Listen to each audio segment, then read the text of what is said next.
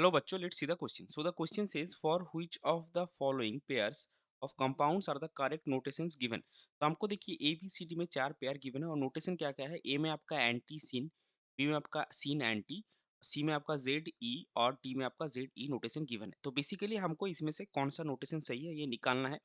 तो ये जो सीन एंटी नोटेशंस और या फिर जी जेड ई आइसोमर हम बोल रहे हैं, ये ज्योमेट्रिकल आइसोमरिज्म का क्लासिफिकेशन है। सी ट्रांस भी है, कॉमन है बहुत। सी ट्रांस के साथ साथ सीन एंटी और जेड ई भी होता है। तो चलिए सबसे पहले देखते हैं इस क्वेश्चन का की कॉन्सेप्ट क्या होगा। तो इस क्वेश्चन का की कॉन्सेप्ट है जियोमेट्रिकल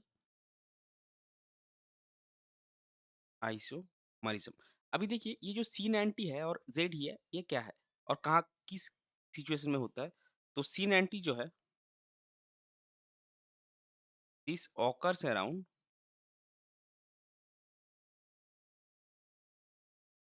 डबल बॉन्ड एन और एन डबल बॉन्ड एन, और दोनों ही केस में आपका नाइट्रोजन के ऊपर एक लोन पेयर होता है।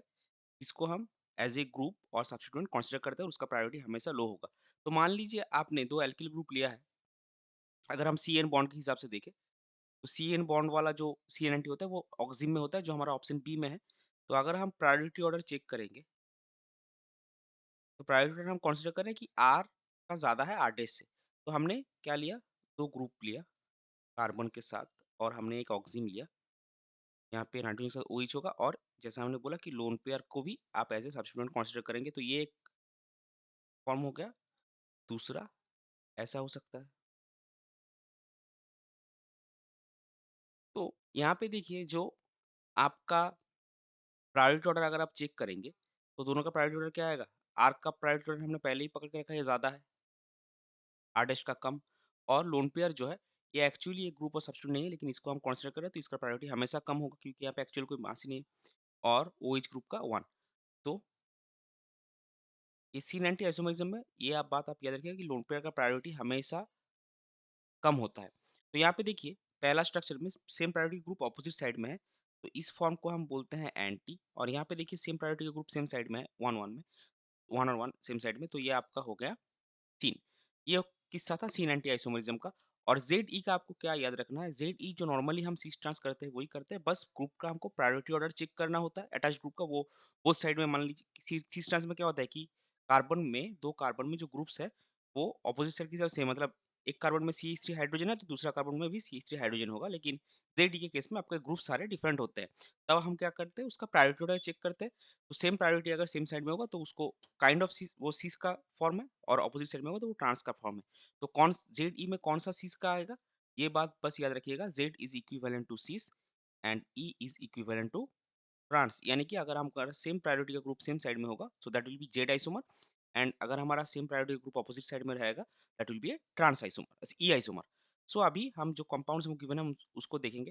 तो यहाँ पे देखिए इसमें आपको कुछ, ये आपका एजोबेंजीन है तो एन एन डबल बॉन्ड, तो ऑब्वियसली दो groups alkyl groups already attach कर दिए, बाकी क्या देखना है हमको, दो lone pair of electron nitrogen के ऊपर।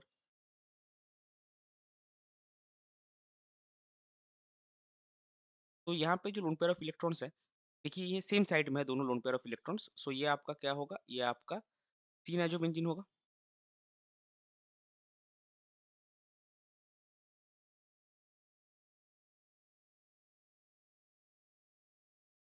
और ये आपका क्या होगा, ये आपका दोनों लोन पेयर ऑपोजिट साइड में है, दोनों ग्रुप फिनाइल ग्रुप भी ऑपोजिट साइड में है, तो ये आपका हो गया एंटी एजोबेंजीन। क्वेश्चन में क्या गिवन है, क्वेश्चन में देखिए सीन को एंटी बोला गया, एंटी को सीन, तो ये आपका गलत हो गया। फिर आप ऑक्सिम के केस में आइए, यहाँ पे आपका लोन पेयर ऑफ इलेक्ट्रॉन रहेगा, यहाँ पे आपका लोन पेयर ऑफ इलेक्ट्रॉन रहेगा। और प्रायोरिटी ऑर्डर अगर हम चेक करेंगे तो ऑब्वियसली OH ग्रुप का प्रायोरिटी ज्यादा ऑक्सिम में, लोन पेयर का प्रायोरिटी कम। और CH3 हाइड्रोजन में हाइड्रोजन का मास, तो हाइड्रोजन का प्रायोरिटी भी कम, यहाँ पे CH3 ग्रुप का प्रायोरिटी ज्यादा। तो यहाँ पे देखिए पहला स्ट्रक्चर में आपका जो सेम प्रायोरिटी ग्रुप है वो ऑपोजिट साइड में है, तो ये क्या होगा, ये आपका होगा एंटी। कंपाउंड क्या है आपका, एसिड, सो ये आपका हो गया एंटी एसिटाल ऑक्सिम। और ये आपका क्या है, दोनों सेम प्रायोरिटी के ग्रुप सेम साइड में है, तो ये आपका सीन डॉग्स।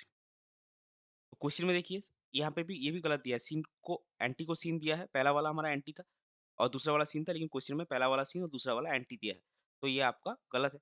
अभी आते हैं सी में, सी ये डबल बॉन्ड के अराउंड है, तो ग्रुप्स हमारे डिफरेंट है, आप देख सकते हैं। तो इसमें किस में क्या आएगा, जेडी। तो अगर आप प्रायोरिटी ऑर्डर चेक करेंगे तो ऑब्वियसली हमने देखा कि CH3 जो है इसका प्रायोरिटी हाइड्रोजन से ज़्यादा होगा, और यहाँ पे ये जो इनप्रोपाइल ग्रुप है इसका प्रायोरिटी ऑब्वियसली CH3 से ज़्यादा होगा। तो यहाँ पे भी आप प्रायोरिटी सेम ही रखिए, इसका प्रायोरिटी 1 1। तो हमने क्या बोला था कि अगर सेम प्रायोरिटी के ग्रुप आपके ऑपोजिट साइड में है, अगर सेम प्रायोरिटी के ग्रुप आपके ऑपोजिट साइड में है, तो क्या होगा, तो वो ई आइसोमर होगा। तो that is kind of trans. तो ये आपका क्या हो गया, ये आपका हो गया ई आइसोमर। और यहाँ पे देखिए सेम प्रायोरिटी के ग्रुप सेम साइड में है, तो ये आपका हो गया जेड आइसोमर। तो आपको अभी, तो ये भी आपका क्वेश्चन में देखिए पहला वाला जेड गिवन है, दूसरा वाला ई गिवन है, तो ये भी आपका गलत है। अभी चलते हैं डी में। डी में हमारे पास जो है, यहाँ पे देखिए आप प्रायोरिटी ऑर्डर कैसे चेक करना है, तो इस कार्बन में दोनों ही CH2 आपका है, लेकिन CH2 के बाद आपका यहाँ पे ब्रोमीन है, यहाँ पे क्लोरीन है, तो ब्रोमीन का मास हायर है, तो इसका प्रायोरिटी ज़्यादा, इसका प्रायोरिटी कम। सिमिलरली यहाँ पे देखिए CH2 उसके बाद F है और यहाँ पे CH3 है, तो कार्बन यहाँ पे 3 हाइड्रोजन के साथ जुड़ा है, यहाँ पे 2 हाइड्रोजन 1 फ्लोरीन, तो ऑब्वियसली इसका मास ज़्यादा, इसका प्रायोरिटी ज़्यादा।